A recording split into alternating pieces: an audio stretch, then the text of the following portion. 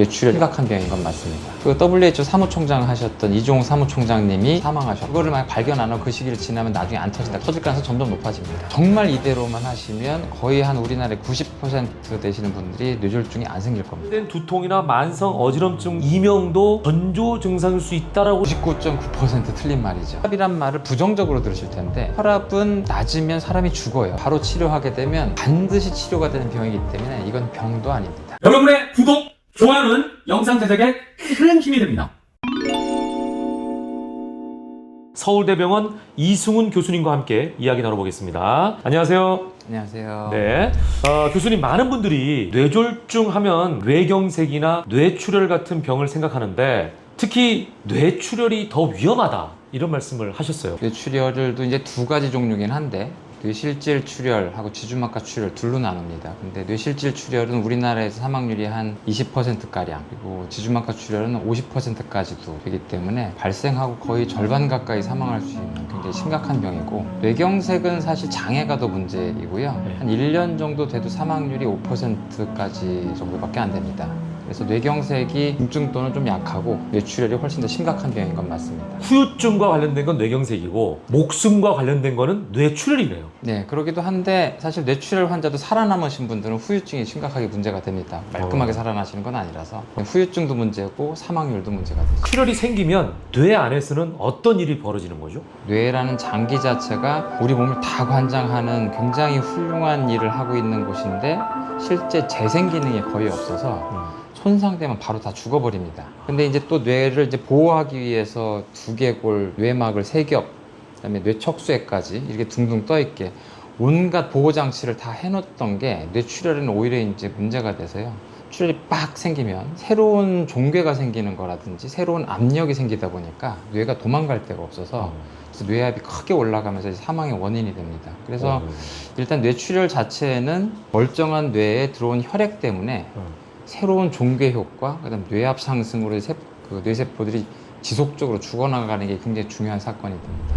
뇌출혈도 사실은 네. 피가 나오는 거기 때문에 네. 수술해서 닦아내면 되지 않나 이렇게 생각하기 쉽거든요. 네, 그게 그렇죠. 아닌 거죠? 전혀 안 되는 이유가, 복부장기나 흉부장기는 출혈 부위를 빨리 찾아내서 봉합을 하든지 막든지 하게 되면은 사실 장기가 기능 손상이 조금 있어도 나중에 돌아오든지 아니면 나머지 장기가 똑같은 기능을 하면 되니까요. 뇌는 터졌을 때 거길 열어서 들어가는 순간 뇌가 망가지기 시작합니다.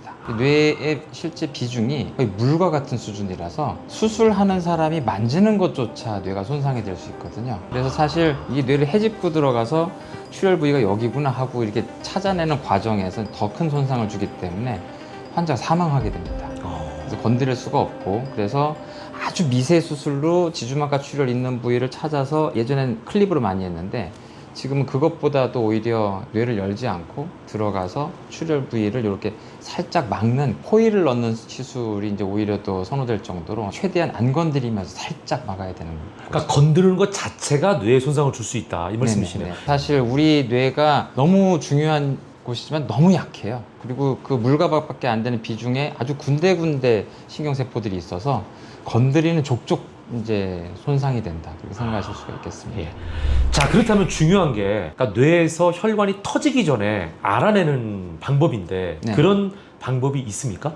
뇌졸중은 뇌경색도 생기기 전에 막는 게 제일 중요하고, 뇌출혈은 더더욱 마찬가지죠. 조금 뇌출혈 쪽은 약간 어이없을 수 있는 게, 뇌실질 출혈 말고 지주막하 출혈만 생각하시면, 지주막하 출혈은 아예 일생 안 생기게 막든지 네. 아니면 생겨서 사망하시든지 두 가지 갈림길이 있는데, 그 두 가지 갈림길을 미리 본인의 증상이나 이런 걸로 알 방법이 없다는 게 문제죠. 그래서 사실은 지주막하 출혈은 현대 기술로 완벽하게 환자분의 뇌출혈을 완전히 예방할 수가 있고요. 근데 뇌실질 출혈은 조금 다른 문제입니다. 그래서 지주막하 출혈의 예방과 관련된 그런 캠페인이 좀 중요하지 않을까 생각합니다. 계속 말씀하시면서 네. 지주막하 출혈과 네. 뇌실질 출혈, 네네. 이렇게 좀 계속 그 두 개를 말씀하시거든요. 네네. 이 정확한 차이는 뭐예요? 두 개가 전혀 다른 병이라서 그런데, 이게 뇌가 있으면 심장에서 올라온 큰 혈관이 바로 뇌를 관통하면서 이렇게 들어가는 건 아니고요. 예. 우리 모든 장기들이 보면 큰 혈관이 일단 고속도로처럼 이렇게 일주하듯이 이렇게 주변을 돌아갑니다. 그러면서 압력이 점점 떨어지면서 작은 혈관들이 이제 파고 들어가요. 큰 혈관에 터졌을 때를 지주막하 출혈, 그 다음에 뇌로 파고 들어간 작은 혈관이 터진 걸 뇌실질 출혈이라고 그래요. 그래서 큰 혈관이 터지는 상황이 왜 지주막하 출혈이라는 표현을 쓰냐, 뇌 안에 공간 중에 지주막 내지 거미막이라고 하는 공간이 있거든요. 그래서 그 아래쪽 공간이 뇌척수액으로 차 있으면서 큰 혈관이 돌아다니는 공간이에요. 또 거기서 터지면 지주막 아래 공간에 혈액이 쫙 퍼진다고 해서 그래서 지주막하 출혈이라는 표현을 씁니다. 이 뇌실질 출혈은 뇌로 파급돼서 들어가는 관통하는 작은 혈관들이다 보니까 뇌의 실질 출혈 이렇게 얘기하고요. 그래서 뇌실질 출혈은 작은 혈관이기 때문에 지주막하 출혈만큼 뭐 사망률이 높진 않지만 그래도 전 세계적으로 사망률이 높은 질환이고, 이쪽은 뇌경색하고 연관성이 아주 높아서 고혈압이라든지 당뇨, 고지혈증, 술, 담배 이게 직접적으로 연관되는 질환이고, 지주막하 출혈은 그런 게 연관성이 좀 떨어지는 질환입니다. 동맥류라고 해서 동맥이 좀 약한 부위에 이렇게 부풀어 오르는 경우들이 있어요. 뇌에서 생긴 뇌동맥류가 어느 날 갑자기 파열될 때 벌어지는 사건이 전체 지주막하 출혈의 85%를 차지합니다. 근데 나머지 15%는 아무 문제가 없는 분들이고, 이 85%에 해당되는 분들이 거의 절반이 돌아가실 정도로 심각한 출혈이 되는 거죠. 또 더 안 좋은 점은 뇌실질 출혈은 더 노인한테 생기고 사이즈가 작은 경우가 많은데 한 7, 80대, 지주막하 출혈은 4, 50대 일할 때 생깁니다. 더 위험하네요. 그러니까 더 젊은 위험해요. 사람들에게는. 그래서 이 대표적인 경우가 그 WHO 사무총장 하셨던 이종욱 사무총장님이 네. 일하시던 와중에 생기셔서 사망하셨고, 그 왜 그런 거예요? 왜 젊은 사람이 지주막하 출혈이 더 많죠? 동맥류가 곧 나이 때 잘 터져서 그렇습니다. 아, 그럼 그 나이를 넘겼다는 거는 그 위험성을 벗어났다는 뜻이에요? 아니죠. 그 이후로도 점점 더 터지는데 워낙에 이제 일찍 터지는 병으로서 좀 유명하다 보니까 더 그런 거고요. 그거를 만약 발견 안 하고 그 시기를 지나면 나중에 안 터진다 그런 뜻은 아니고, 터질 가능성이 점점 높아집니다. 뇌의 실질 출혈보다는 젊은 사람들이 젊은 위험성이 사이에. 더 높다. 네. 이 말씀이시네요. 뇌를 검사하는 방법 중에 MRI, 네. MRA라는 게 있는데 네. 검사 방법을 통해서 혹시 뇌출혈을 미리 예방할 수 있을까요? 네, 지주막하 출혈은 거의 완벽하게 미리 확인을 할 수가 있습니다. MRI, MRA가 좀 정확하게 말씀드리면 합리적으로 만든 이름인데, 사실은 모든 그 자기공명 영상으로 뇌나 이런 장기를 찍는 장치를 마그네틱 레조넌스 이미징, 그래서 다 MRI예요. 뇌 조직만 찍는 걸 이제 편의상 환자분들한테 MRI라고 얘기를 하고, 혈관만 따로 찍는 걸 MR 엔지오그래피라고 해서 MRA라고 이렇게 썼더니 이제 환자분들이 MRI, MRA 구별해서 얘기하시는데, 사실은 모두 다 MRI인데 우리가 구별해서 그냥 편의상 얘기할 때 MRA라는 표현을 씁니다. 그래서 MRA라는 장비로 영상을 찍으면 뇌 혈관을 아주 정밀하게 볼 수가 있어요. 사이즈가 한 1mm, 심지어 0.5mm밖에 안 되는 굉장히 작은 동맥류가 MRI에서 확인이 됩니다. 보통 4mm 넘어가게 되면 이제 이게 파열될지 모른다고 생각을 하기 때문에 저희들이 여러 가지 고려해서 한 4mm 넘어가는 분들한테 미리 시술을 이제 권유하게 되죠. 그러면 MRI, MRA를 다 찍어야 돼요? 둘 중에 하나만 찍어도 됩니까? 목적이 다른데요. 당연히 둘 다 찍으면 둘 다 굉장히 귀중한 정보를 줍니다. MRI는 뇌 자체가 뇌경색이 지나간 적이 있는지, 다친 적이 있는지, 아니면 또 뇌 건강 자체가 어떤지, 뭐 치매가 올 정도로 뇌 위축이 있는지를 다 보여주는 거고요. MRA는 동맥경화로 혈관이 막혔는지, 동맥류가 있는지 이런 것들을 아주 잘 보여주니까 기능이 다르죠. 뭐 사실 이걸 비교하면 안 되고, 뭐 목적에 따라 찍으셔야죠. 둘 다 찍는 게 제일 좋긴 합니다. MRI나 MRA가 좀 비싼 걸로 알고 있거든요. 네네. 이 부담된다 하시는 분들도 꽤 있어요. 네. 그러면 이걸 대학병원에 가서 꼭 찍어야 됩니까? 아니면 어떤 다른 방법이 또 있을 수가 있나요? 대학병원은 대학병원에서 찍지 말라고 네. 굉장히 비싸게 책정돼 있습니다. 아, 그래요? 이게 사실 보험이 되면 비용이 똑같은데, 보험으로 찍으신 분들은 그 목적이 있으니까, 이분이 뇌경색이 있었다든지 뭐 치매가 굉장히 심할 것 같다든지 하면 이제 보험으로 다 찍어주는데요. 이렇게 예방 목적으로 뇌를 알고 싶다고 찍은 건 보험이 안 되니까 이런 경우는 이제 비급여로 찍게 되는데, 비급여는 우리나라에서 병원들이 자율적으로 책정하거든요. 3차 병원에서 환자들 봐야 되는데 이제 비급여로 찍는 것들을 좀 제한하기 위해서 이런 서울대병원 같은 큰 병원들은 굉장히 비싸게 책정돼 있어요. 근데 사실 목적 자체가 동맥류나 이런 것들을 발견하는 게 목적이라면 저렴한 곳에 어디서나 찍으시면 됩니다. 가격 차이가 엄청나게 많이 나니까 보통 되게 MRI나 MRA를 하나만 찍으시면 50만 원 넘지 않는 선에서 굉장히 병원들이 많이 나올 겁니다. 일상에서 가장 확실하게 지켜야 할 원칙 같은 게 있을까요? 한 가지만 제일 중요한 거 말씀드리면, 혈압을 자주 재보십시오. 그래서 혈압을 재서 본인의 혈압이 130에 80을 넘어가는 일이 자주 벌어지면 고혈압이겠구나라고 생각해서 그때부터 혈압을 좀 조정하시는 게 좋다. 저는 우리 몸에 가장 심각한 문제가 고혈압이라서 뇌뿐 아니라 모든 장기들 손상의 1번 타자가 고혈압이 됩니다. 혈관을 건강하게 유지하기 위한 네. 이 교수님만의 어떤 특별한 방법은 없습니까? 저만의 뭐 제가 좀 알고 있는 게 많다 보니까 여러 가지 방법을 쓰긴 하는데 네네. 그걸 좀 알려주세요. 사실 일반인들한테 좋은 면만 얘기할 때 제일 안 좋은 거는 뭐 좋은 음식 먹어라, 골고루 먹어라, 술 먹지 마라, 담배 피지 마라. 다 좋은 얘기인데 실제로 그렇게 내내 살으라는 뜻은 아니거든요. 그러니까 사실 좋은 음식을 먹다가도 뭐 이제 좀 자극적인 음식을 먹거나 아니면 가끔 술 한잔 하고 싶을 때 하시는 게 좋다는 거죠. 그게 치팅데이처럼요. 예, 그러니까 본인의 이제 건강에서 일주일에 한 번, 뭐 2주일에 한 번 그렇게 이제 스트레스 풀 만한 상황을 하시고 평상시에는 지속적으로 할 수 있을 만한 생활 습관을 딱 정해서 그대로 하시는 게 좋습니다. 저 같은 경우 약간 제가 성격이 T다 보니까 이렇게 애매하게 잘 살아라 이런 걸 되게 싫어해서 목표가 다 정해져 있어요. 혈압 같은 경우 내가 평상시에 쟀을 때 130, 80을 넘지 않겠다. 당화혈색소를 1년에 한 번 재는데 6.0%를 넘지 않겠다. 콜레스테롤을 쟀을 때 내가 LDL 콜레스테롤이 100을 넘지 않겠다. 그거를 어떤 방법이든 도달하면 평생 요 세 가지가 정상 수치다. 그러면 저는 아마 혈관적인 사고는 거의 안 생기고 여생을 살지 않을까 생각을 합니다. 그러니까 사실 뭐 혈압을 자주 재라 그렇게 과정을 알려주는 것보다 목표를 알려주는 거죠. 뭐 알아서 사시는데 가끔 재시는데 130, 80씩 넘지 마세요. 본인이 이제 알아서 사셨는데 반드시 혈액 검사를 1년에 한 번 하셔서 당화혈색소와 LDL 콜레스테롤을 쟀는데 넘는다. 그럼 반성하십시오. 뭐 이렇게 얘기를 하는 거죠. 굉장히 구체적이네요. 네네.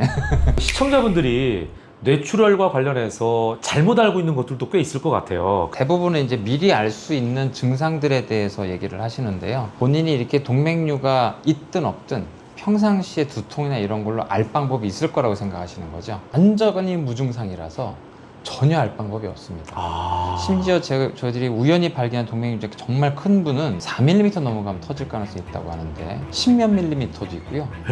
15mm도 있고 많습니다. 심지어 뇌를 크게 차지할 정도로 동맥류가 생기신 분도 있었어요. 근데도 증상이 없는 거예요? 전혀 없습니다. 왜냐하면 굉장히 서서히 커지기 때문에 뇌에서 다 평형을 맞추고 있어서 발견되면 깜짝 놀라죠. 사실 MRI 보면 저희들도 깜짝 놀라는데 이렇게 큰 동맥류를 이거 언제든지 터질 수 있는 상황이라 정말 위험한 상황이거든요. 시한폭탄이네요, 말 그대로. 저희들이 시한폭탄이라고 옛날부터 많이들 얘기했습니다. 뇌의 시한폭탄이 동맥류다. 그러니까 증상이 있을 것이다라는 게 오해다. 완벽한 오해고 전혀 없습니다. 자, 마지막으로 교수님, 시청자분들께 꼭 남기고 싶은 뇌혈관과 관련된 경고의 메시지가 있다면 뭘까요? 오늘 뇌출혈 말씀드렸으니까요. 뇌출혈에 있어서 미리 알 방법은 없으니까 경제적인 거에 닿는 면에서 일단 MRA 같은 거를 해보시면 좋을 것 같습니다. 평상시에 본인이 잘 하셔야 되는 여러 가지 중에 꼭 혈압을 자주 재보시고 그 수치를 가지고 반드시 판단을 해보시라 라고 얘기 드리고 싶습니다. 그리고 책을 내셨잖아요. 어떤 의도인지 그것도 마지막으로 한번 말씀해 주시죠. 제가 뇌졸중 환자를 보면 뇌졸중 환자를 계속 치료만 하는 거죠. 근데 사실 이 환자들은 제가 볼 때 다 막을 수 있었다. 안 생기고 여기 안 올 수 있었다. 근데 안 오게 만드는 거를 이제 방송이나 다른 책이나 이런 거 봤더니 좀 너무 막연하고 잔소리만 잔뜩 써 있는 것 같아서 어떻게 하면 나이대별로 단계별로 아주 간단한 방법만 명확하게 해서 본인이 뇌졸중으로 나타나지 않게 할 수 있을까를 제가 환자 입장에서 고민을 해가지고 왜 준비해야 되는지를 학술적인 걸 좀 피어나게 풀었었고요. 이대로 하시면 뇌졸중으로 남은 여생을 걱정하실 필요가 없을 거다. 이렇게만 하면 평생 서울대 병원에 올 이유가 없다. 정말 이대로만 하시면 거의 한 우리나라의 90% 되시는 분들이 뇌졸중이 안 생길 겁니다. 멸종을 시킬 수 있다라는 생각을 가지고 쓴 책입니다. 현장에 나와 있는 김현웅입니다. 긴급 속보입니다. 현재 비교원에서 인터넷만 새로 가입해도 최대 48만 원, 전화기 안 바꾸고 통신사만 바꿔도 최대 30만 원까지 혜택. 심지어 정수기 렌탈은 30만 원까지 드린다고 합니다. 잠깐만요.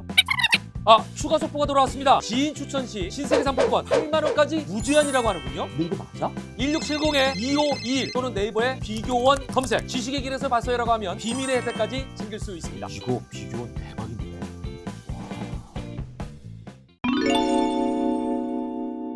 전조 증상이면 가벼운 경고라고 생각을 하거든요. 전조 증상은 어떤 의미인가요? 혈관과 관련해서. 이게 아주 큰 오해가 있는 게요. 큰 사고를 예상하게 하는 어떤 다른 증상, 내가 두통이나 어지럼증이 있거나 입꼬리가 조금 실룩거리거나 뭐 이런 증상이 있으면 나 뇌졸중 아니냐라고 생각을 하시는데, 사실은 뇌졸중의 전조 증상은 그냥 뇌졸중 증상입니다. 아, 뇌졸중이 그냥 바로 온다는 거예요? 뇌졸중 증상이 생겼다가 없어지는 게 전조 증상이에요.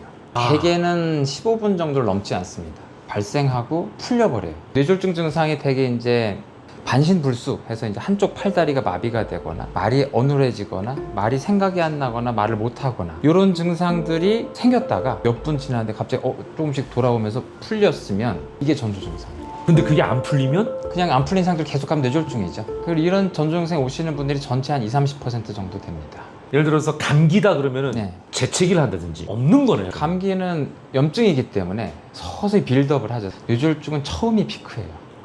바로 빡 하고 와버립니다. 이게 다행히 막힌 혈관이 몸에 이제 어떤 보호작용으로 풀려서 세포들이 죽어가다가 갑자기 확 살아난 바람에 갑자기 좋아지면 그게 이제 전조 증상이고요. 무조건 그 순간에 병원을 와야겠네요. 네, 그런데 많은 분들이 대부분 병원에 안 오십니다. 놀라운 건 수면과 관련해 생기시는 경우들이 많아요. 주무시기 전이나 주무시다가 내리쬐는 아침에. 그리고 그런 증상이 생긴 다음에 완전히 좋아지면 이게 뇌졸중이라는 상상은 하지 못하시고 본인이 컨디션이 뭐가 안 좋았나?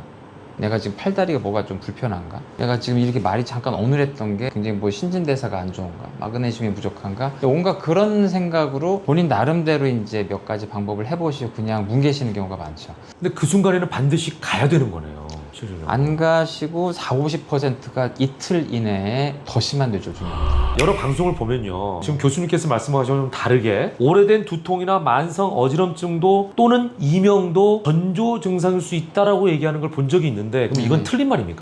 99.9% 틀린 말이죠. 그러니까 사실 평상시 본인의 그런 증상으로 뇌졸중을 알아낸다는 생각 자체를 하지 않는 게 좋을 것 같습니다. 사실 말씀드린 것처럼 큰 동맥류가 있어도 알 수 없는 것듯이 혈관이 동맥경화가 심각하게 생겨서 심지어 막을 정도가 돼도 아무 증상이 없습니다. 평상시에 본인이 이제 난 분명히 불편했다, 머리가 아팠다, 그거는 뇌졸중과 관련된 증상이 아니고 대부분 머리 혈관의 운동 불안정 때문에 생긴 편두통이거나 아니면 근육이 이제 뭉쳐서 생긴 근육통입니다. 네. 그럼에도 불구하고 혹시 예외적으로 두통이라는 신호가 올 수 있는 경우가 없나요? 그건 출혈만 있습니다. 지난 시간에 얘기했던 지주막하 출혈이 아주 운이 좋은 경우에 동맥류가 한 번에 파열하지 않고 살짝 새는 경우가 있어요. 그거 없이 평상시 못 느꼈던 굉장히 강한 두통을 느꼈다가 서서히 없어지는 분들이 있거든요. 이걸 경고성 두통이라고 하는데 이건 의사도 사실 좀 이렇게 구별하기가 어려운 경우가 많아서 그걸로 병원에 와도 놓치는 경우도 많이 있습니다. 사실 우리나라 사람 중에 두통이 없는 사람이 어디 있어요? 저도 뭐 두통 굉장히 심하게 있는 사람인데 그렇죠. 그러니까 이제 이런 식으로 두통을 전조 증상으로 얘기를 하게 되면 공포 이야기 되고 공포 마케팅이 됩니다. 그러니까 사실은 두통의 대부분은 아니고 아주 일부 두통이 전조 증상인 분들이 지주막하 출혈에서 있는데 그거를 감별하기 그렇게 쉬운 건 아니다. 이렇게 하시는 게 좋을 것 같아요. 골든타임을 많이 얘기하잖아요. 네네. 그럼 골든타임이라는 거는 왜 나오는 거죠? 요거는 이제 굉장히 학술적인 얘기인데 일단 정식 명칭은 골든 아워고요. 뇌졸중에서 아주 전형적으로 맞는 말입니다. 이게 무슨 뜻이냐면 혈관이 막혀서 뇌세포가 혈액을 못 받아서 죽어가요. 죽는 건 아니고 죽어갑니다.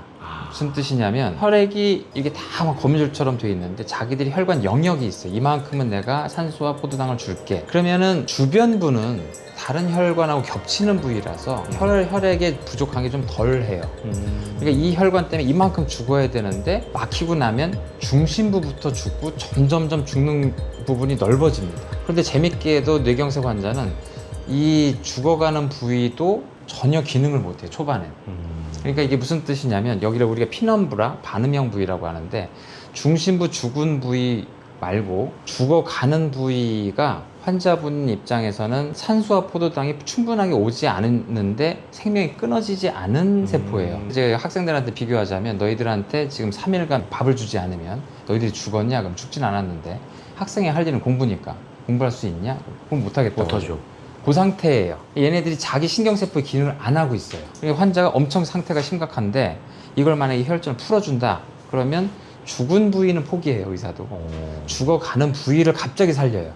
기능이 확 돌아옵니다. 그래서 그래서 이제 그때 얼마나 많은 부위를 우리가 살릴 수 있느냐. 일정 시간이 지나면 그 시간이 지나면 요 영역이 다 죽어버리거든요. 응급 시술을 할 수 있을 만한 시간이 지났다라고 해서 그 시간대를 우리가 보통 골든 타임, 골든 아워라고 얘기를 합니다. 보통 분 단위로 따지나요? 그건 아니고 이제 두 가지 결정적인 치료가 있는데요. 뇌경색에서 혈액으로 이제 정맥으로 혈전 용해제를 주는 위험한 약입니다. 혈전 용해제라는 게 이걸 줄 수 있는 시간이 4시간 반. 막힌 혈관을 찾아가서 혈관 조영술을 하면서 그 혈관 조영술로 혈전을 끄집어낼 수 있는 시간이 6시간. 사실 6시간 넘어도 환자에 따라서는 저희들이 시술을 적용하는데요. 대개는 6시간 정도라고 이해하시면 좋을 것 같습니다. 근데 시간이 지나도 혈전을 꺼낼 수 있다는 얘기는 뭐예요? 언제든지 꺼낼 수 있습니다. 네. 근데 다 죽어버렸기 때문에 열어도 그 혈액을 받은 뇌세포가 살아날 수가 없고 오히려 혈액만 죽은 부위에 들어가면서 터질 가능성이 높아져서 치료가 더 위험하게 만들어요. 그래서 이제 예. 골든 아워를 4시간 반이나 6시간. 네네. 아까 말씀드린 게 중심부 죽어가고 점점 죽어나간다고 했는데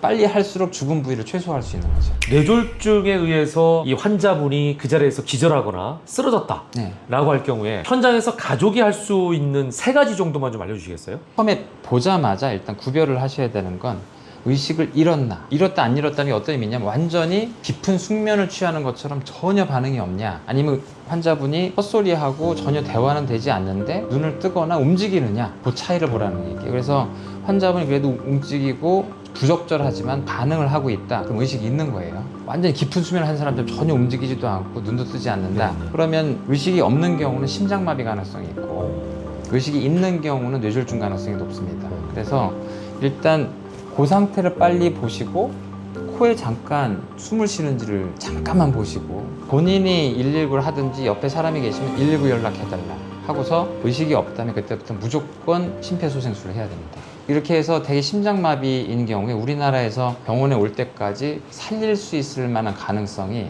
8%밖에 안 돼요. 92%가 사망합니다. 근데 이때 유일한 방법이 심폐소생술이고 본인의 가족이 부모님이 쓰러졌을 때 심폐소생술을 할 수 있는지가 굉장히 중요합니다. 안 할 땐 거의 사망하시는데 하게 되면 엄청나게 생존율이 올라가니까 그걸 반드시 해보시는 게 좋고요. 의식이 있다 그러면 사실은 그때는 별로 아무것도 안 하시는 게 좋습니다. 편안하게 누워있게 하고 고개만 혹시 구토를 하시는 경우가 있어서 고개만 살짝 흡인되지 않게 그 정도로만 하고 그냥 가만히 119를 기다리시는 게 좋습니다. 네, 3단계 이론이 있더라고요. 네네. 이거 좀 간단하게 소개해 주시겠습니까? 사실은 4단계입니다. 4단계예요? 예, 그러니까 1, 2, 3, 4단계로 한 게 아니라 0, 1, 2, 3으로 4단계. 아. 그래서 그거를 역순으로 제가 주로 설명을 드리는데 0단계는 정상인이고 3단계는 심근경색이나 뇌졸중이 발생한 사람, 이미 이제 여기까지 오신 분. 그럼 이 1단계와 2단계를 전조 증상도 없다고 했는데 어떤 단계를 말하는 거냐? 의학적으로 2단계는 뇌졸중을 일으키는 완전 범인 병변이 있는 경우를 말해요. 그 범인은 대개 동맥경화증입니다. 동맥경화증이 발생하신 분은 2단계. 그럼 1단계는 동맥경화증은 없지만 동맥경화증을 일으킬 수 있는 위험 요인을 가지고 계신 분. 뭐 고지혈증도 해당되나요? 다 해당됩니다. 근데 거기에 이제 복잡하게 다 얘기 드리면 안 될 것 같아서 고혈압, 당뇨, 고지혈증, 술, 담배, 그 다음에 심방세동, 뭐 여기까지 정도만 얘기를 드리고 동맥류도 발견되면 동맥류까지 한 7가지 정도 얘기를 드립니다. 나머지는 복잡한 건 아실 필요 없고 네. 이 중에서 고혈압, 당뇨, 고지혈증, 술, 담배 이 5가지를 내가 어떻게 할까? 그걸 1단계에서부터 잘 하시면 2단계가 생기지 않을 것이고 2단계 환자조차 그 상황에서 잘 하시면 뇌졸중은 발생하지 않을 것이다. 3단계 환자도 포기하지 마시고 지금부터라도 잘 하시면 재발할 가능성을 크게 낮출 것이다. 난 0단계니까 0단계로 평생 있겠네. 그게 아니고 거의 나이가 한 50 넘어가면 네. 거의 1단계라고 생각하셔야 됩니다. 그러니까 3, 40대 정도 되는 분들은 한창 이럴 때잖아요. 네네. 근데 이분들 입장에서는 자기도 모르게 네네. 안심하고 건강을 잘 안 지키는 경우들이 네. 많이 있거든요. 30대의 뇌졸중 환자가 전혀 줄지는 않는데요. 정말 아주 전형적인 동맥경화성 뇌졸중이 30대에 오는 경우를 흔하게 봅니다. 요즘 오히려.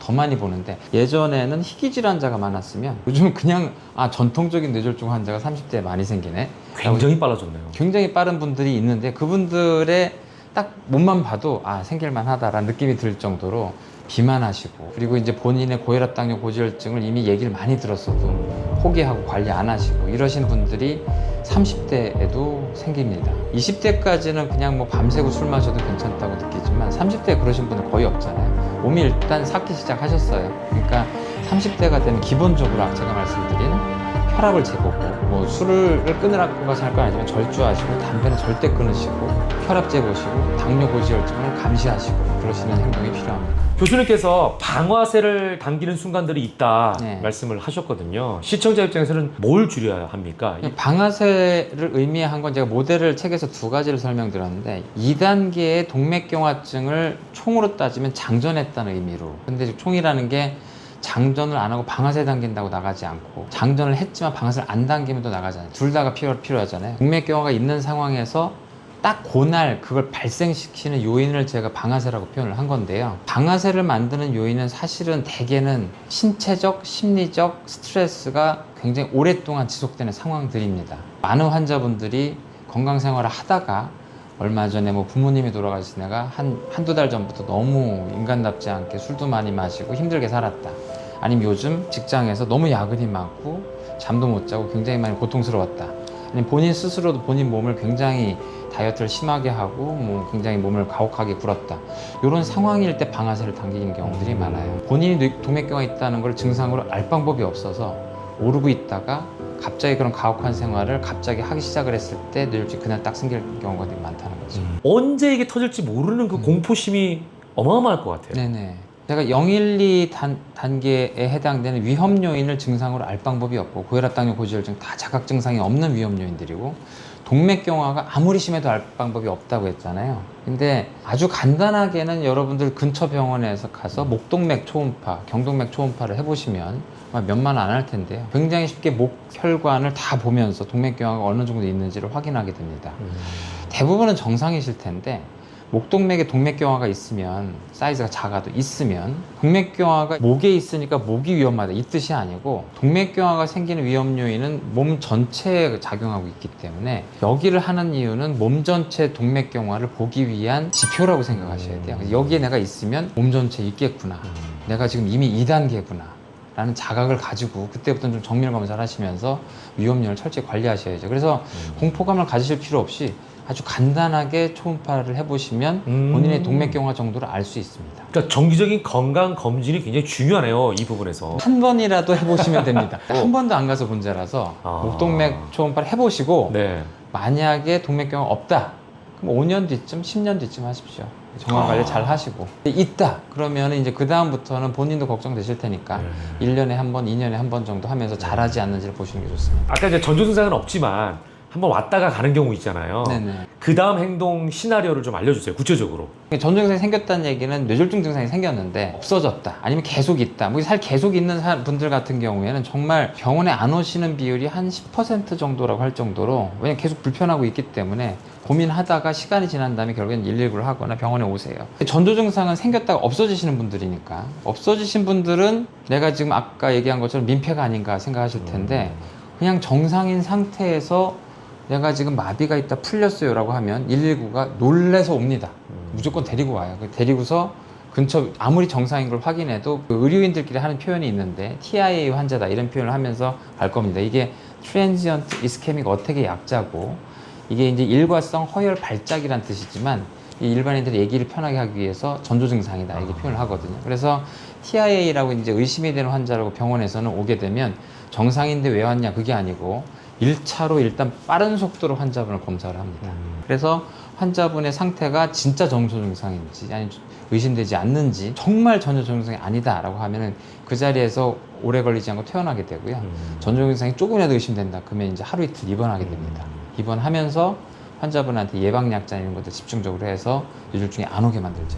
자, 마지막으로 뇌졸중을 걱정하고 있는 모든 분들께 한 말씀을 해주신다면. 뇌졸중은 걱정한다고 치료가 되는 병이 아닙니다. 네. 제가 항상 환자분들 외래 오면 자기 어떡하냐 이러는데 걱정하면 치료가 되나요? 이렇게 얘기하거든요. 현실적으로 걱정은 아무 도움이 안 되고 진단을 하셔야 됩니다. 본인의 현재 상태에 대해서. 그래서 나이가 50 넘으셨다면 경제적 여유가 된다면 MRI를 찍어보셔서 뇌 혈관 상태를 보시고 동맥경화가 있는지 보시고 적어도 그것도 안 된다고 하면 목동맥 초음파를 해서 동맥경화 여부를 보신 다음에 만약 없다 근데 내가 고혈압, 당뇨, 고지혈증 등을 가지고 있다 그럼 1단계구나 얘네들을 잘 관리하시면 절대 생기지 않습니다. 절대 내가 이런 문제가 있으니까 난 결국 뇌졸중이 생길 운명이야 그딴 운명은 없습니다. 전혀 안 생기게 막을 수 있으니까 뇌졸중이 그걸 걱정하지 마시고 현재 상태를 진단하시면 됩니다. 뇌졸중이라는 병은 전형적인 중진국 후진국 병이에요. 과정을 본인이 모를 뿐이지 만약에 보건 시스템이 잘 되어 있다면 미리 고혈압이나 당뇨 고지혈증 나라에서 다 진단해주고 더 돈이 많은 나라라면 동맥경화 여부도 봐줄 수 있는 거기 때문에 생기기 전에 막을 수 있는 병이란 말이에요. 그래서 사실 이 병은 어떻게 보면 인류가 이렇게 오랫동안 고생할 필요가 있을까라고 생각할 정도로 예방이 아주 쉬운 병이다 라고 생각하시는 게 좋을 것 같습니다. 이건 무슨 말이에요? 고혈압이 혈관을 물리적으로 압박을 줘서 결국에는 손상을 일으키는 질환인데 사실은 아무 증상이 없는데 그거를 수년, 수십 년 이러다 보면 혈관이 완전히 망가져서 동맥경화증이 심하게 될 때까지도 전혀 알 수가 없기 때문에 굉장히 위험하다라고 얘기할 수 있을 것 같습니다. 그럼 고혈압은 무증상인 거예요, 이것도? 완전히 무증상입니다. 그러니까 전혀 증상이 없고요. 되게 고혈압을 이제 우리나라에서 잘못 생각하시는 경우가 평상시에 두통이 있으면 아니면 어쩌다 갑자기 심한 두통이 딱 생기면 아 내가 혈압이 안 좋구나 라고 생각을 하시는데 대부분은 혈압이 문제가 아니고 두통이 생길 만한 다른 이유가 있는 거고요. 두통 환자들이 그때 혈압을 재보면 혈압이 올라가 있는데 그 혈압은 오히려 그 두통을 해결하기 위해서 몸에 생긴 반응이거든요. 우리가 비유하자면 소방차나 경찰차예요. 도둑은 이미 어딜 털었고 근데 이제 그걸 보고서 도둑을 잡아야 되는데 경찰차를 보고 도둑이다 이런 꼴이죠. 이렇게 생각하시면 좋을 것 같습니다. 혈압이란 말을 부정적으로 들으실 텐데 혈압은 낮으면 사람이 죽어요. 그걸 우리가 쇼크 상태라고 하고 혈압이 높으면 고혈압이라고 해서 정상 혈압을 유지하는 게 좋겠지만 이 혈압이라고 하는 건 우리 몸을 보호하기 위해서 심장과 혈관이 협동적으로 하고 있는 굉장한 그 운동 작용입니다. 자율신경계 반응이에요. 그래서 혈압이라고 하는 거는 부정적으로 생각할 게 아니고 이 혈압이 높던 낮던 내 몸 상태에서 맞추고 있구나 그렇게 생각을 하셔야 됩니다. 네. 안 좋은 건 고혈압인데 이 고혈압의 의미는 내가 지금 오늘 높은 혈압을 말하는 게 아니고 만성적으로 계속 높은 상태, 내가 편안히 있어도 높은 상태, 그걸 고혈압이라는 질병으로 저희들이 얘기를 하게 됩니다. 언뜻 생각하면 네. 혈압이 높아지니까 네. 그게 코피라는 형태로 나오지 네. 않을까 이렇게 생각할 수도 있거든요. 완전히 아닌 게요. 피가 터지는 이 혈관 점막의 그 혈관은 모세혈관인데요. 동맥이 큰 심장에서 큰 동맥, 작은 동맥, 소동맥, 세동맥, 그다음 모세혈관 여기까지 가면 혈압이 대개 한 1-2mm 머큐리 정도밖에 안 돼서 고혈압이 여기까지 영향을 못 줍니다. 그래서 고혈압 환자건 정상인이건 모세혈관의 혈압은 똑같아요. 전달이 안 돼요 거기까지. 고혈압의 가장 큰 오해가 여러 가지가 있는데 어려운 말이 기능적, 기질적 고혈압 이게 뭐예요? 사실 고혈압을 기능적, 기질적으로 만든 건 뭐 제가 처음 만들었는데요. 무슨 뜻이냐면 고혈압이 생길 만한 요인 중에 짜게 먹고 맵게 먹고 뚱뚱하고 사실 비만이 가장 큰 요인이긴 한데 그럴 때 혈압이 올라갑니다. 이 올라가는 이유는 사실 두 가지 이유가 있는데요. 살이 찌면 똑같은 혈관과 심장이라면 당연히 혈액을 많이 줘야 되잖아요. 살이 많아졌으니까. 그러니까 많이 줄 방법은 더 빨리 뛰고 압력을 높여서 더 빨리 주는 방법밖에 없어요. 그래서 살이 찌게 되면 당연히 심리적으로 혈압이 올라가요. 그리고 짜게 먹거나 자극적인 음식을 먹으면 우리 몸이 이걸 어떻게 생각하냐면 자기를 공격한다고 생각하거든요. 그래서 여기에 대해서 우리 몸의 반응은 fight or flight response라고 해서 싸우자는 건가 아니면 내가 도망쳐야 되나 호랑이를 만났거나 불이 난 상황으로 생각을 해요. 이게 급성으로 큰 사건이 벌어지면 교통사고 때 우리가 막 팔다리가 부러져도 모를 수가 있을 정도로 카테콜라민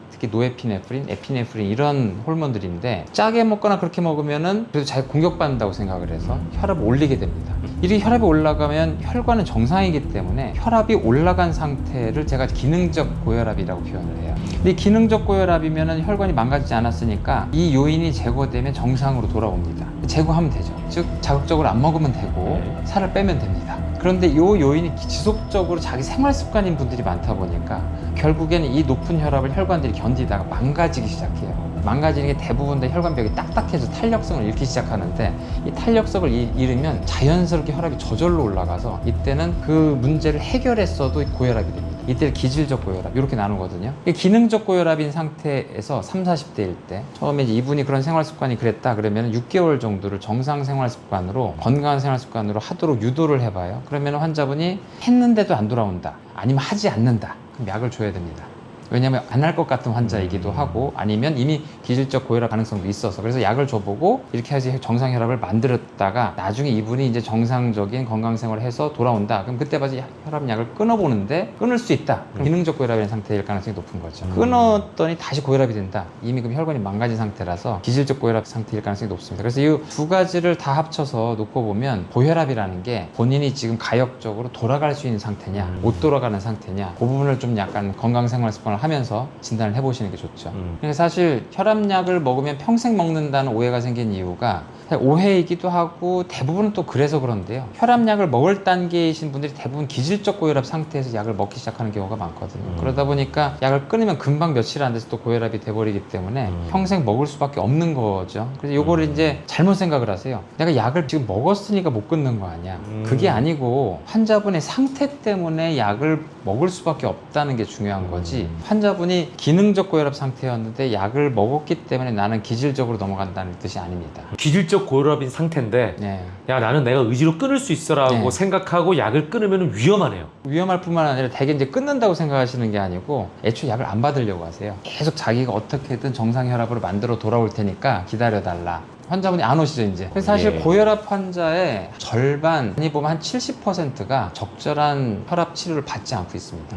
전 세계적으로. 자, 스트레스를 받으면 혈압이 오르는 거는 정상인가요? 정상이죠. 스트레스라는 것 자체가 사람이 살면서 피할 수가 없는 거기 때문에 네. 아주 급성 스트레스, 아까 불이 난 상황이라든지 이제 만성 스트레스, 직장 상사가 괴롭힌다든지 이런 스트레스 둘 다 혈압이 올라갑니다. 혈압이 올라가는 이유는 우리 몸을 치유하려고 해서 그래요. 우리 몸에 좋은 성분이 다 혈액에 들어있기 때문에 우리 몸 입장에서는 각성 상태를 유지하고 좋은 성분을 빨리 줘야 되기 때문에 일부러 올리는 거니까 스트레스 때는 우리 몸이 나를 보호하기 위해서 혈압을 올리는구나 이렇게 이해하셔야죠. 흥분했는데 쟀을 때 높으면 고혈압이야? 네. 이렇게 생각하실까봐. 근데 네. 그건 정상이다. 네, 그냥 과잉 반응도 안 좋죠. 그러니까 혈압을 재는 태도들이 안 좋으신데 아플 때 재세요. 그러니까 사실은 몸에 아무 증상이 없을 때 재야 되는데 꼭 내가 이제 아이고 머리야 하면서 야 혈압계 좀 가져와라 하면서 본인이 아픈 걸 티를 내려고 하시죠. 근데 혈압 봐라, 네가 날 죽이려고 하는구나, 뭐 이러신단 말이죠. 그러니까 사실은 그땐 절대 재는 게 아니고 지금 제가 얘기하는 이 순간에 저도 지금 각성 상태 유지하면서 굉장히 말을 잘하려고 노력을 하기 때문에 혈압이 한 150 정도 될 겁니다. 이게 일반적인 거라는 거예요. 그러니까 우리가 고혈압이라고 얘기하는 걸 모든 상황에서 높은 혈압을 말하는 게 아니라 저희들이 조건을 맞춰서 안정을 했을 때 이 혈압이 이걸 넘는다면 고혈압일 가능성이 있다라고 얘기하는 거죠. 자, 그렇다면 커피 매운맛, 짠맛은 어떻게 봐야 될까요? 그건 그렇게 신경을 안 쓰셔도 되지 않을까 그래요? 싶습니다. 그러니까 사실 커피에 들어있는 각성 성분 때문에 혈압이 좀 올라갈 수 있는데 이뇨제 성분도 되거든요, 카페인이. 그래서 혈액량이 줄면 또 혈압이 떨어져요. 그래서 사실 카페인 자체가 가진 혈압에 대한 효과보다는 카페인 자체가 만성적으로 했을 때 몸에 쓸 수 있는 그런 안 좋은 점도 있으니까 하루 한 잔 정도? 그 다음에 짠 음식, 매운 음식은 사실은 뭐 이것도 스트레스를 풀기 위해서 가끔씩 하는 건 좋다고 생각합니다. 그렇다 하더라도 제가 이제 구체적으로 말씀드리면 본인이 그런 좋아하는 그런 자극적인 음식을 일주일에 한두 번 정도까지만 하시고 나머지는 건강 식습관을 하려고 노력하시는 게 좋다 이렇게 생각합니다. 근데 혈압의 경우에 젊어서 오른 혈압은 생활 교정으로 내릴 수가 있습니까? 아니면 고칠 수 없는 고혈압으로 갈 수가 있나요? 그럼 환자분한테 달렸습니다. 사실 과거의 수명이 대개 40, 50대였죠. 전 세계적으로 이렇게 80 넘어가는 수명이 된 건 다 20세기 넘어와서부터 벌어진 일입니다. 그러다 보니까 우리의 몸은 실제로 한 40대까지는 굉장히 건강해요. 어지간히 막 살아도 대부분 건강합니다. 그러니까 50 넘어가면서부터는 사실 우리 몸을 보장한 몸이 아닌 거죠. 노화가 이제 정해져 있는 거죠. 그런데 이제 젊은 나이 때도 그런 건강하지 않은 습관을 하시면 빠른 속도로 혈관 노화가 진행되기 때문에 대부분은 기능적 고혈압일 텐데 그 기능적 고혈압이 오래되면 기질적 고혈압으로 넘어가는 시기를 앞당길 수가 있어서 본인이 이제 30대부터 기질적 고혈압이 혈압약을 먹게 되는 상황이 생길 수도 있습니다. 내가 기능적인지 기질적인지를 알 수 있는 거는 검사를 해야 되나요? 그거는 판단할 수 없고요. 고혈압이 생기는 당시부터 본인이 진단하는 게 좋아요. 평상시에 내가 재봤는데 혈압이 120에 80을 넘지 않는다. 놀랍게도 정상 혈압의 기준은 120에 80을 안 넘는 겁니다. 그래서 110 얼마에 70 얼마, 100 얼마에 뭐 60 얼마 이게 정상이에요. 120을 넘으면 혈압이 높다예요. 우리나라 사람들이 120 얼마에 85 이렇게 나오면 나 정상이네 생각하시는데 정상이 아닙니다. 높은 혈압입니다. 그래서 그렇다고 치료하라는 뜻이 아니라 그때부터 혈압 추이를 자주 보시라는 거죠. 그러다가 아주 안정된 상태인데도 140에 90을 넘는 사건들이 생기기 시작을 했다. 그럼 고혈압일 가능성이 높으니까 그때부터 진단을 하시면 기능적 고혈압이죠. 추이를 다 봤으니까. 근데 이런 140에 90 넘은 걸 본인이 증상이 없으니까 10년을 모르고 살았다. 어느 날 갑자기 혈압을 재봤는데 내가 지금 150에 얼마, 160에 얼마더라. 그럼 이미 기질적 고혈압인 상태에서 처음 진단했을 가능성이 있는 거죠. 자, 그러면 언제부터 약을 적극적으로 고려해야 됩니까? 이건 원칙이 있어서 어렵지 않습니다. 아, 그래요? 네네. 그러니까 고혈압이라고 진단을 140에 90 이상을 받고 이제 그걸 의사와 합의하에 고혈압이라고 진단을 받은 이후에 첫 번째 해야 될 거는 본인이 처음 진단받은 상태라면 무조건 6개월간 약을 먹지 않은 상태에서 노력을 해야 됩니다. 140에 90이 기준이네요. 네, 네. 우리나라는 140에 90, 미국은 130, 80입니다. 네, 뭐 제 개인적으로 130, 80을 하는 게 좋다고 생각을 합니다. 그 혈압이 나와서 6개월간 노력을 해라. 그 노력은 본인이 비만이라면 살을 조금씩 빼나가기만 해도 혈압이 떨어지거든요. 그리고 본인이 자극적으로 먹는다든지 운동을 너무 안 한다든지 하는 것들을 6개월간 교정을 했더니 정상 혈압으로 돌아왔다. 그러면 그 생활 습관을 유지하시면서 혈압을 자주 보면 됩니다. 근데 6개월간 했는데 전혀 떨어지지 않는다. 그럼 약을 먹기 시작해야 돼요. 기능적이건 기질적이건. 일단 먹었는데 노력을 해서 살이 빠지기 시작을 해서 1, 2, 3년 지났지만 그 다음부터는 혈압약에 떨어지는 효과와 살 빼는 효과 때문에 더 떨어질 거거든요. 갑자기 저혈압이 되기도 해요. 그럴 때 이제 혈압약을 끊는 걸 시도해 보면서 환자분의 생활 습관으로 다시 이제 되돌릴 단계가 된 건지 확인해 보게 됩니다. 폐 환자는 그런 분들이 많아요. 그래서 일단 원칙적으로 잘 설명해서 고혈압 처음 진단이지만 지금부터 정말 잘 하셔야 됩니다. 운동하시고 살 빼세요. 쓸 때 돌아가게 되면 약을 안 쓰고 안 돌아가면 그냥 구별하지 않고 약을 써야 됩니다. 지금 말씀을 들어보니까 약을 한번 시작하면 평생 먹어야 된다는 말은 사실이 아닌 거네요. 사실이 아닙니다. 일단 써보고 환자분이 이제 생활 습관 교정을 본인한테 달린 거죠. 교정을 해서 혈압이 떨어지는 게 충분하다 싶으면 약을 끊는 걸 시도해 볼 수 있습니다. 혹시 고혈압 약이 부작용도 있습니까? 많습니다. 사실 혈압약뿐이 아니고 모든 약은 부작용이 많아요. 그러니까 부작용이 없다고 느끼시는 것들은 영양제를 먹으면서 많이 그럴 텐데 영양제는 우리 몸이 필요한 물질이기 때문에 또 그런 것들은 부작용 자체가 있질 않아요. 그런데 약은 우리 몸이 경험해보지 못한 새로운 화학 성분이 처음 들어오는 거라서 모든 세포들이 거기에 대해서 무관심할지 반응을 할지 이런 것들이 정해져 있지가 않기 때문에 사람마다 아주 다양한 부작용들이 나옵니다. 그래서 그거를 임상시험을 거쳐가면서 부작용들을 리스트업을 하고 빈도를 보고 위험한지 정도를 판단해가지고 이제 정보를 제공해 주게 되죠. 고혈압약은 부작용이 아주 유명한 게 첫 번째는 혈압이 너무 떨어져서 생기는 부작용이에요. 저혈압이요? 예, 저혈압인데 평상시에는 정상 혈압인데 누워있으면 우리가 중력 때문에 심장이 그렇게 많이 뛰질 않아도 되는데요. 갑자기 일어나려고 할 때 본인도 알지도 못하는 사이에 엄청나게 빠른 속도로 뛰고 그 다음에 혈관으로 수축을 알아서 해서 혈을 팍 유지를 해줍니다. 그 목표가 뇌의 혈류가 떨어지면 안 되기 때문에.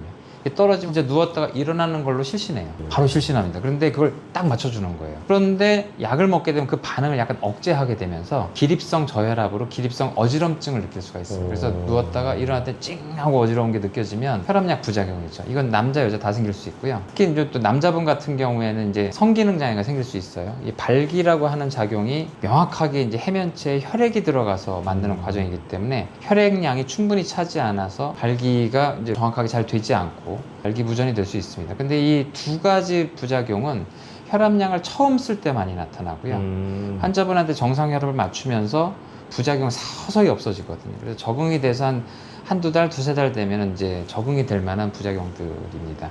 근데 그거 말고도 사실 이게 칼슘 기량제라면 다리가 많이 붓는다. 그다음에 안지오텐신 쪽 약물이라면 기침을 한다. 뭐 등등의 부작용들이 많이 있어요. 근데 환자분들한테 모든 부작용을 처음에 다 설명하지 않는 이유는 일부러 안 하는 겁니다. 환자분들의 성격에 따라서 부작용에 더 매몰돼서 약을 안 먹으려고 하는 사람들이 많이 있거든요. 그래서 그냥 일단 드시고 그 다음에 오셨을 때 무슨 증상이 있는지 알려달라. 치명적인 증상은 없다. 그걸 이제 얘기를 하게 되죠. 혹시 고혈압도 네. 그러니까 앞으로 3, 40년을 먹는다고 치면 이걸로만 유지가 될까 하는 네. 걱정도 있거든요. 빈도로 말씀드리긴 힘들지만 대부분 이런 건강 개념을 가지고 있으면서 초기에 약을 드신 분들은 그 약으로 끝까지 가는 경우가 대부분이세요. 약이 늘어나지 않고. 그러니까 저항성 고혈압이라고 해서 약을 저희들이 강한 약을 3가지를 최대치까지 썼는데도 혈압이 정상치로 가지 않는다.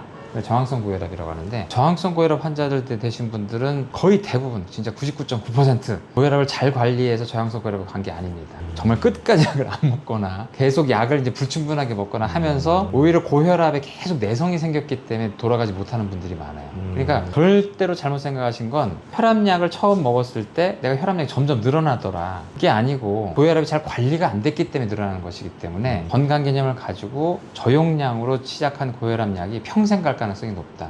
거꾸로 생각하셔야 됩니다. 그러면 이제 집에서 정확하게 잴 수 있는 방법이 있죠? 그렇습니다. 그래서 사실 뭐 젊은 사람들은 잘 모르겠지만 어르신들은 병원에 와서 하는 의사들과의 세레모니가 과거부터 오면 일단 의사 선생님이 청진기를 꽂고 수은혈압계를 이제 이렇게 하면서 혈압을 재는 게 가장 의사다운 행동. 환자분들은 이제 병원 가서 내가 대접받았다 라고 생각하는 게 의사 선생님이 혈압을 재줬냐 이렇게 생각하세요. 그래서 사실 이 생각을 버리셔야 되는 게 일단 수은혈압계가 환경오염 문제 때문에 지금은 생산하지 않습니다.